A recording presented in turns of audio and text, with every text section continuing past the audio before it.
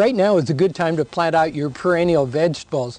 And perennial means that they'll come back year after year. So you're going to enjoy a harvest from them for many years to come. The asparagus is a great vegetable. These are 2-year-old starts, and usually they do not bear until the 3rd year. But if you get some spears the 1st year, I'd go ahead and cut them. And of course the rhubarb is a great perennial vegetable.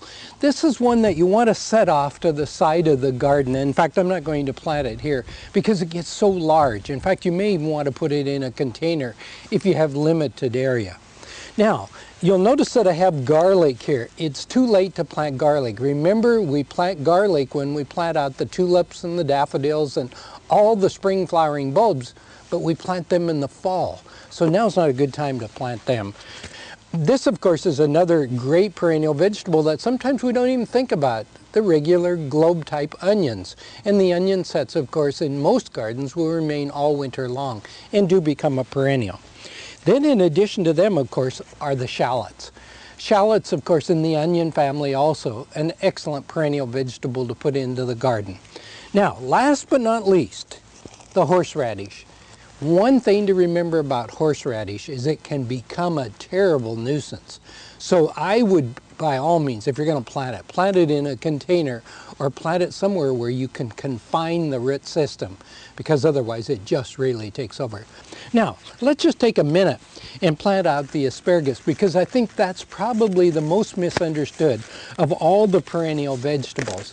In fact, the directions here say prepare a hole about 12 inches deep and 12 inches wide.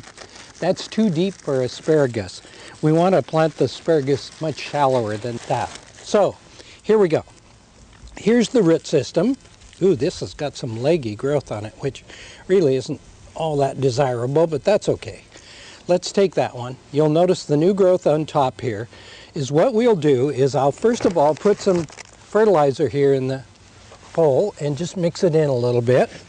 And then I'll take that root system and spread it out about 2 inches below the ground. See, that's where the mistake is made on this. Very often it's recommended that you plant them 10 or 12 inches deep, but you don't want them that deep at all. You want them very, very shallow. So let me do another one. Here's the root system. Primarily hangs down, doesn't it? We'll just put it down 2 inches below the ground and pull the soil in over the top of it.